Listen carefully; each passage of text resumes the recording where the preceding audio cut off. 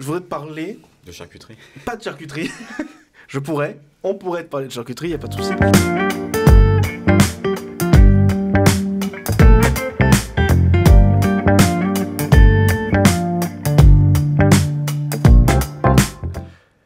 Moi, la vraie chose que j'adore sur, je dirais, les interviews, dans les podcasts que j'écoute et tout ça, c'est le fait que le sujet s'installe, que tu sentes même pas l'interview. Ouais, tu vois, c'est cool. Il y a vraiment le truc, et ce que j'ai voulu faire, j'espère que tu le ressens, enfin moi je le ressens véritablement dans ça, où tu sens pas qu'il y a vraiment ce ping-pong de questions et tout ça, et que tu es vraiment dans un entretien où ça va parler de tout et de rien, et après tu remarques même pas que tu as parlé 1 heure.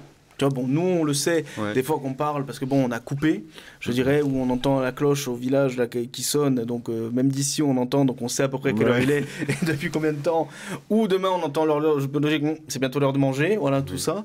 Mais moi j'aime bien le côté de digresser, véritablement, d'aller, de parler, et ça permet aussi de te connaître, parce que le but est vraiment que les gens se rendent compte que quand on parle d'informatique, moi il y a toujours le truc, et quand on te démarche pour, encore une fois là j'ai été démarché la dernière fois pour un système de e-facturation, l'année dernière j'ai été démarché, la personne elle est revenue, donc c'en est une autre, elle m'envoie un mail, et sa signature de mail ça ressemble pas du tout à un logiciel ou à des gars qui vendent, je dirais, une solution de e-facturation. C'était quoi?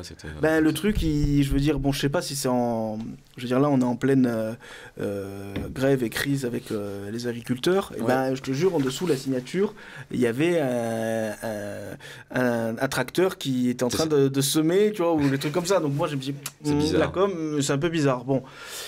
Moi, le truc, c'est que j'ai envie que les gens ils se rendent compte que derrière Tonal System, ben, y a Hugues Tonal et tout ça, et qu'il y a de la sympathie aussi pour toi et tout.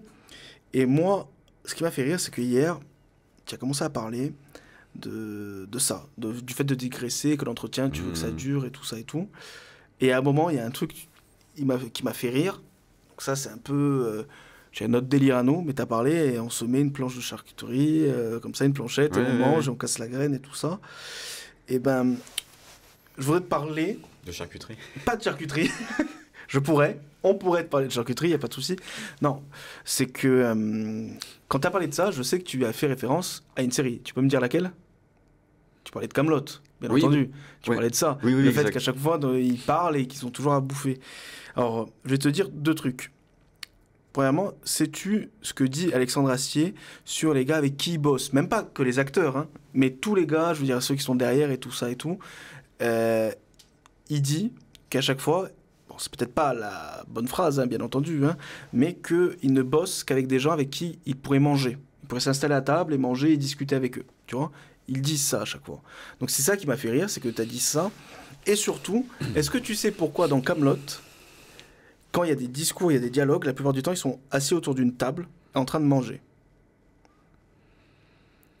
Non, alors assez curieusement, c'est vrai que maintenant que tu me le dis, les plans, il y a énormément de plans qui sont tournés comme ça, mais je ne sais pas. Moi, j'ai redécouvert Kaamelott parce que je connaissais la version M6. Tu sais, quand ça passait véritablement à la télé et tout ça, avec trompettes et tout, ça passait vers 20h. Enfin, je sais plus si c'était avant ou après les infos de M6. Donc, je me rappelle de ça. Mais moi, je l'ai redécouvert en binge-watching, donc en regardant tout de A à Z. Je fumais la Coupe du Monde au Brésil. Donc j'étais là-bas, et le fait qu'ils étaient toujours en train de bouffer de la charcuterie, des radis, des choses comme ça, je te jure, là-bas, il n'y avait pas de pain. Il n'y avait pas notre pain, tu sais, tout ça. Je rêvais de radis. J'étais parti 45 jours au Brésil. Je suis rentré, je ne rêvais que d'une chose, c'est prendre du pain, du beurre, tu vois, du jambon du boucher et des radis. Je rêvais que de ça. Et en fait, il dit que ce fameux Astier, s'il a fait ça, c'est qu'en fait, dans Kaamelott, ça permet de rattacher les acteurs au réel. Parce qu'il n'y a rien de plus réel qu'une situation de manger, d'être autour d'une table et de manger. Je comprends, et que surtout, c'est que les acteurs, le fait qu'ils soient obligés de manger donc des trucs simples, parce qu'ils ne pouvaient pas faire des plats chauds et tout le reste et tout, parce que t'imagines, il faut tourner, je veux dire, au moins tout est froid et on s'en fout, je dirais, de comment vivent la charcuterie et les radis sur la table. Mais il dit le fait qu'un acteur est en train de manger, il dit, bah, tu le rattaches au réel et il est directement dans une situation vraie, quotidienne, de la vie de tous les jours. Et donc, en fait, le jeu va être encore plus juste. Et il donnait un exemple que Brad Pitt, le fameux Brad Pitt, donc tu passes de Kaamelott à Brad Pitt, donc là tu te fais une entorse du cerveau, là normalement, et ben, il explique que tu remarqueras dans la plupart de ses films, il est toujours en train de mâcher un chewing-gum parce qu'en fait, ça lui fait faire quelque chose de quotidien. Et donc en fait, il va avoir un jeu beaucoup plus juste. Ça le rattache au réel, c'est ce voilà. que tu dis. Ouais. Okay. Et moi, le truc que je voulais avec ton terme de discours, c'est de rattacher au réel et que les gens ne t'entendent pas, je dirais, réciter quelque chose. Tu sais, on a un problème en France, c'est que quand on récite, on me donne toujours comme une note. Tu sais, depuis qu'on est petit, quand on a le truc d'apprendre une poésie. Et donc, on va arriver directement, on le dit presque en chantonnant. On a comme une note de musique, toi qui as fait de la musique. Et donc, il y a ce truc-là. Donc, moi, je voulais véritablement installer ton discours, je dirais, autour de ça. Toi, si tu as des anecdotes, je dirais, véritablement autour de ton boulot. Je dirais, qu'est-ce que tu pourrais me dire là, la première anecdote qui te vient autour de Tonal System? Je dirais un truc pas, je dirais, j'ai bossé pour un tel et tout, mais cocasse, je dirais, par rapport à ça.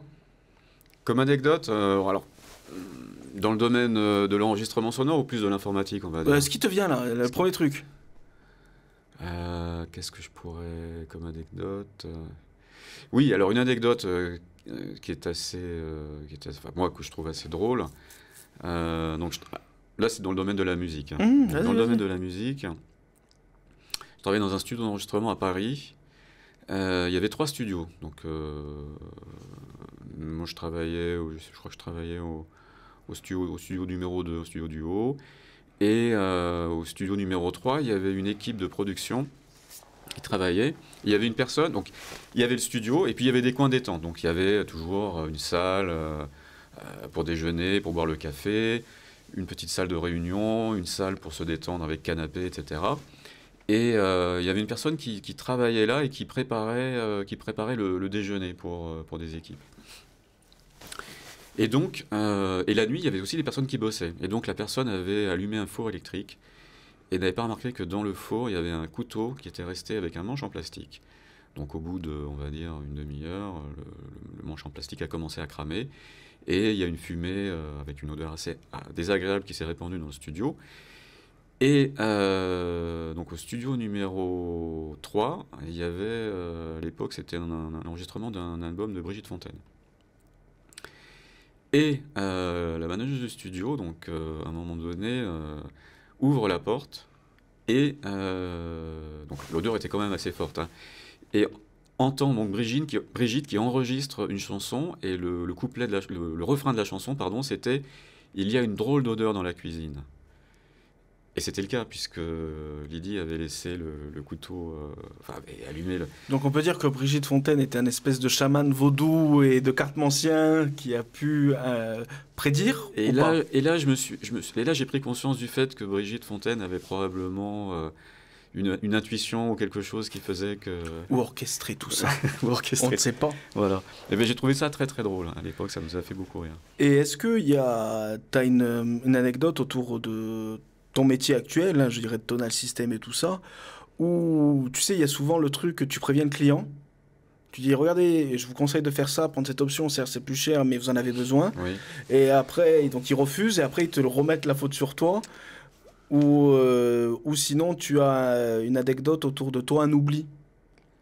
Alors, moi, c'est une anecdote qui va être un peu moins drôle, mais qui m'a fait faire avoir des grosses gouttes de sueur, c'est qu'un jour, dans le stress, et c'est pour ça que moi j'aime bien travailler en étant calme, en étant posé, pour éviter les bêtises. Et je me souviens que ce jour-là, tout le monde était énervé, on avait un petit souci de... je ne sais plus quel était le problème, mais on avait un souci sur la production, donc on avait un gros problème. Et il fallait le résoudre très vite, et il y avait ce qu'on appelle des alertes qui n'arrêtaient pas de remonter. Et je sais que dans des situations justement difficiles, il faut rester le plus calme. Et ce jour-là, j'avais perdu mon calme, et j'ai fait la plus grosse bêtise.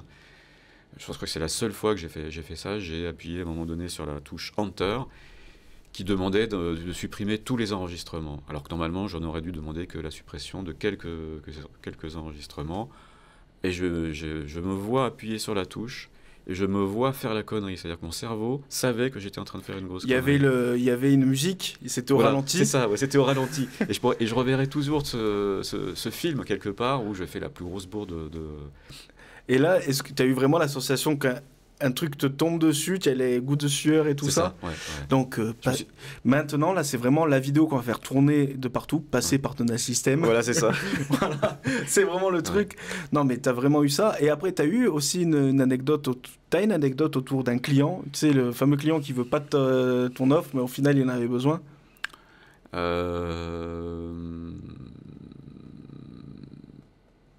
Non, ça, parce qu'en fait, nous, on a toujours travaillé dans des contextes où le besoin était réel, où il fallait trouver une solution. En revanche, dans les services informatiques, moi, j'étais connu pour expliquer aux personnes qui venaient me voir. Alors, c'était pas un client, c'était un consultant qui venait me voir ou qui venait nous voir régulièrement, ou même plusieurs consultants, en nous disant ouais, on a besoin absolument de cette fonctionnalité pour la gestion de la relation client. Et donc je leur disais bon, alors je prenais mon feutre, on avait un tableau, et je lui demandais donc au consultant, alors quel est ton besoin? Ah non, mais tu vois, alors exprime-moi ton besoin. Et on commençait à écrire de manière simple, avec des mots, le besoin. Et en fait, la personne, en lisant son besoin, comprenait qu'elle n'en avait pas besoin. Elle repartait souvent parce qu'on lui avait expliqué, parce que je lui avais fait comprendre que voilà, il y a vraiment, besoin, je dirais, vraiment cette besoin comme d'une thérapie, je dirais, de parler, exactement, de laisser parler la personne, et de montrer, et d'aller, et de creuser, et d'aller par étapes, je dirais. Un peu comme quand tu vas faire, je sais pas, une dissertation, tu dois écrire, donc ce que je disais dans notre épisode, c'est le plus important, c'est d'être à l'écoute et de faire parler et de faire prendre conscience du besoin. Une fois que ça s'est fait, je dirais que tout le reste, bien sûr, c'est de la réalisation, c'est du projet, c'est un coût, c'est du temps, c'est du planning, c'est des ressources, donc, etc.